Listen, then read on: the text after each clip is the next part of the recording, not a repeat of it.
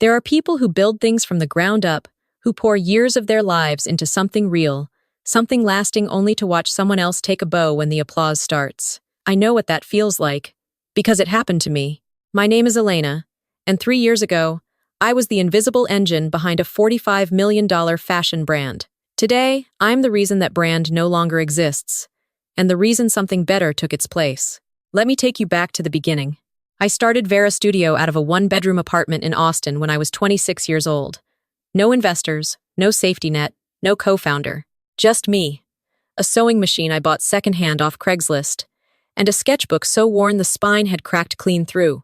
I had quit a stable job at a mid-size retail company because I truly believed that American women deserved clothing that was designed with their actual bodies in mind, not a mannequin's, not a model's, theirs. The first 2 years were brutal. I ate rice and canned beans more nights than I care to admit. I shipped orders from my living room floor. I answered every single customer email myself, sometimes at 2 in the morning, because I understood that trust is built one person at a time. By year 3, Vera Studio had a real team, a real warehouse, and a waitlist for our signature linen collection that stretched 6 weeks out. We had been featured in 3 national publications. Our return rate was under 4%, unheard of in the industry. That was also the year my sister-in-law walked through the door. My older brother, Derek, had been on the periphery of Vara from the start. He helped with the occasional legal question, reviewed a contract here and there, and I was grateful for that. But Derek had always wanted more, not out of ambition, but out of entitlement. He had grown up being told he was the responsible one, the sharp one, the one with real business sense. The fact that his younger sister had built something from nothing while he worked a comfortable middle management job bothered him in a way he never quite admitted out loud. When he married Cassandra, everything shifted. Cassandra was polished in the way that certain people are polished, all surface, no depth. She had an MBA from a school she mentioned in every third sentence, a LinkedIn profile that read like a press release, and an ability to walk into a room and immediately make you feel like she was already running it. Derek was dazzled by her. My parents were charmed. I was cautious. She started coming to Vara meetings. Just sitting in, she said. Just learning the business, Derek said. I thought it was harmless. I thought wrong. Within 8 months, Cassandra had positioned herself as the face of Vera Studio. She gave interviews I hadn't approved. She attended industry events where she was introduced as the creative director, a title I had never given her. She cultivated relationships with our buyers and vendors in ways that subtly but deliberately cut me out of the loop. And Derek, rather than putting a stop to it, encouraged it. He told me the brand needed someone more polished, someone who knew how to work a room, someone who looked the part. I remember sitting across from him at our parents' kitchen table the evening he said those words. My mother was in the next room. She heard everything and said nothing. That silence cost her later. I kept my face still. I asked him what exactly he meant by looked the part. He shifted in his seat and said something about optics, about how customers connect to a spokesperson. I pointed out that I was the founder. He said Cassandra had ideas. I said I had a company. He told me I was being difficult. I left that dinner without finishing my food. I drove home with both hands on the wheel and my jaw so tight my back teeth ached. But I didn't react. Not yet. I had learned early that reacting too fast in business is how you lose. I needed to think. I needed to look at what was actually happening. And what was actually happening was worse than I had imagined. Over the next 3 weeks, I started pulling documents I hadn't looked at closely enough. Partnership agreements, vendor contracts, and a revised operating agreement Derek had asked me to sign 6 months earlier during a period when I was buried in a product launch. I had trusted him. He was my brother. The signature on that document had shifted the equity structure of Vara Studio in ways that were quiet and devastating. I now held a minority stake in the company I had created.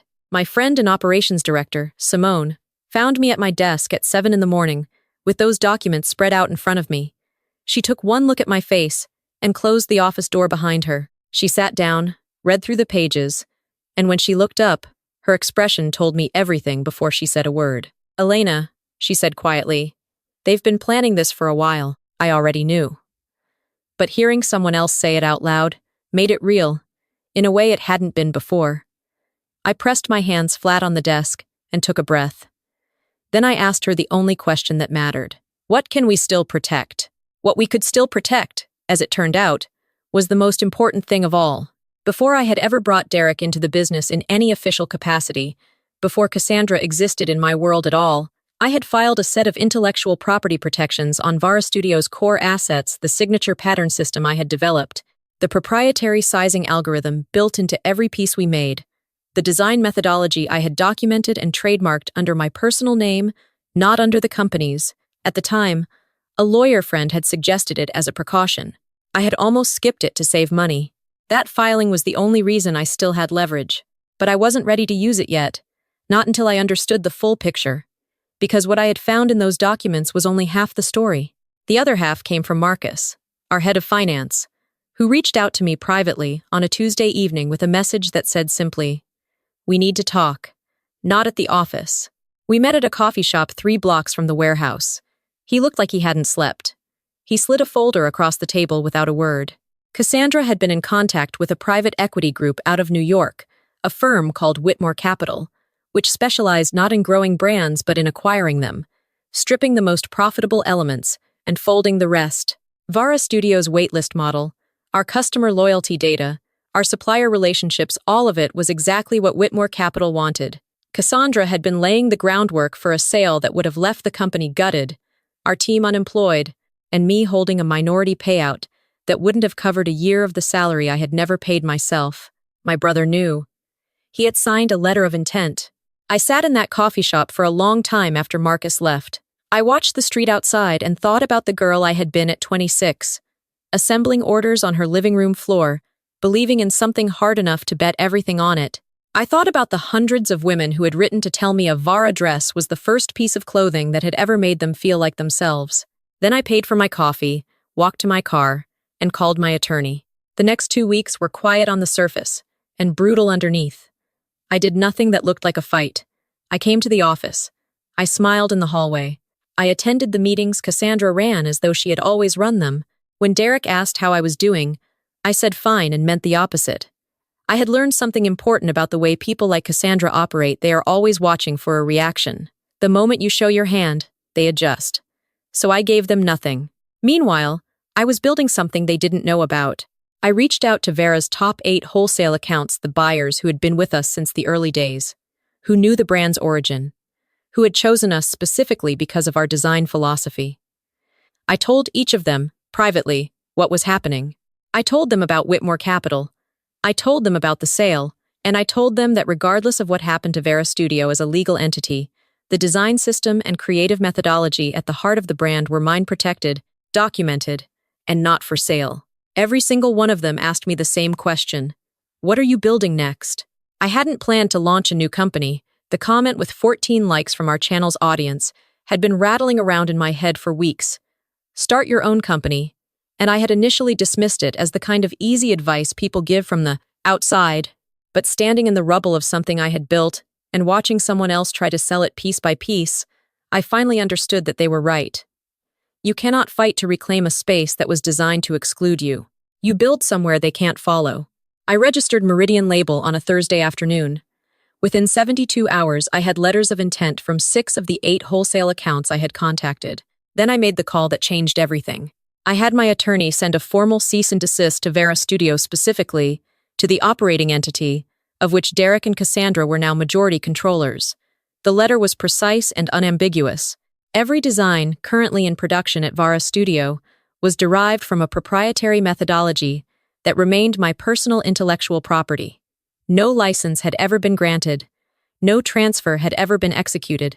Continued use of that methodology in any commercial product would constitute infringement. I sent it on a Monday. By Wednesday morning, Vara's production had stopped. I heard about it from Simone, who had stayed on at the company while quietly helping me prepare the transition. She called me while I was reviewing fabric samples at my new studio space. She said Cassandra had walked onto the production floor at 7:30 a.m., spoken to the manufacturing team for approximately 4 minutes, and then walked back to her office without a word. By 8 a.m., every machine was idle. Simone said the silence on that floor was the loudest thing she had ever heard. The next call came from Derek. I let it go to voicemail. Then he called again. I let that go too. When he called a third time at 10 o'clock that same morning, I answered. His voice was different than I had ever heard it. The steadiness was gone. He said my name like a question. I told him I was listening. He said the production halt was going to cost them the Nordstrom order. He said Whitmore Capital was asking questions. He said this wasn't what he had wanted. I waited through all of it without speaking. Then he said the thing I had waited years to hear him say, though I hadn't known I was waiting. He said, "I think we made a mistake." I told him I agreed. Then I told him what it would take to resolve it, not the company. I didn't want Vera Studio anymore, not after everything it had been turned into. What I wanted was a formal, legal acknowledgement that the intellectual property at the heart of that brand was mine and had always been mine. I wanted it documented, notarized, and filed. I wanted the Whitmore Capital deal killed, and I wanted the operating agreement that Derek had slipped in front of me 18 months ago declared null and void on the grounds that material information had been withheld at the time of signing. There was a long silence on the line. Then Derek said he would need to talk to Cassandra. I told him he had 48 hours. I didn't hear from him for 36 of them. What I heard instead on the morning of the second day was from our parents. My mother called first. She said she had heard there was a dispute. I told her there was. She said family should handle things quietly. I told her that's what I had been trying to do for over a year, and that quiet had cost me half my company. She went silent. Then she said, very carefully, that she just wanted everyone to be okay. I told her I understood that. I also told her that wanting everyone to be okay was not the same as standing up for what was right, and that there was a difference, and that difference was something I had needed from her a long time ago. She didn't say anything for a moment. Then she said she was sorry. It was small and belated, and I accepted it for exactly what it was. My father called an hour later. His conversation was shorter. He asked me 2 questions. He asked whether what Derek and Cassandra had done was as serious as it sounded. I told him yes. He asked whether I was going to be all right. I told him I already was. He said he was proud of me. I thanked him and got back to work. The 48-hour deadline came and went. Derek called at hour 49. He had spoken to their attorney. He had spoken to Cassandra. He said Cassandra believed they had a case. I told him that was her right, and that my attorney would see them in court, and that the discovery process would be very educational for everyone involved, particularly regarding the letter of intent with Whitmore Capital and the timeline of the operating agreement revision. He called back 20 minutes later. He said they would sign. The documentation was executed 4 days after that. The Whitmore Capital deal was formally withdrawn. Vera Studio, without its core design methodology, without its wholesale relationships, and without its founder, declined quickly. Within 2 months, they had issued a public statement about restructuring. 3 months after that, they had ceased operations entirely. Cassandra left Austin. I don't know where she went, and I don't spend time thinking about it. Derek and I have not spoken much since. There was one conversation, about a month after everything was finalized, at our parents' house over coffee. He sat across from me looking like a man who had aged a decade in 6 months. He said he had convinced himself that Cassandra understood business in a way I didn't. That he had thought I was brilliant but impractical. That he had believed the brand needed someone more strategic at the front. I asked him when he had stopped seeing me. He didn't answer, but his eyes did. I didn't tell him that it was okay, because it wasn't.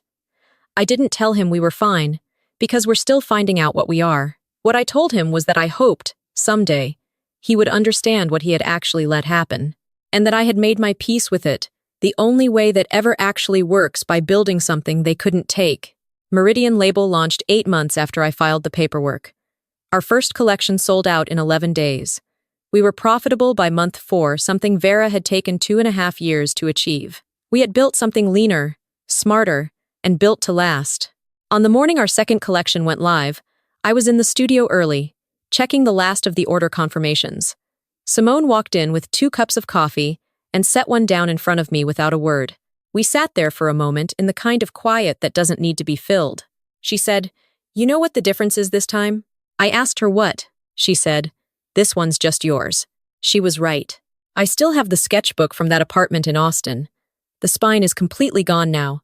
I had to rubber band it together to keep the pages from falling out. But I keep it on the windowsill of my new studio where I can see it every morning when I sit down to work. It reminds me of something I had to learn the hard way.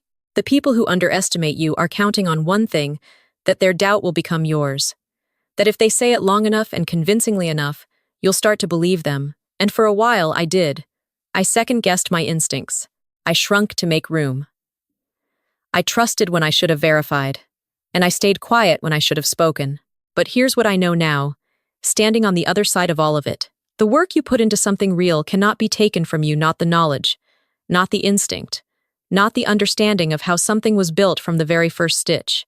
They can take the name, they can take the equity structure, they can take the credit in an interview, but they cannot take what you know. And what you know is exactly what you will build with next time. So if you're watching this, and someone in your life has told you that you're not strategic enough, not polished enough, not the right face for something you created, I want you to hear me when I say this. They are not evaluating you. They are protecting themselves from what you're capable of. Don't prove them wrong. That's too small a goal. Build something so undeniably yours that the question of whether you belong stops being a question at all. If this story hit something real for you, drop a 1 in the comments, or tell me where you're watching from. And if you've ever had to fight for something you built, I want to hear about it. Let's keep going.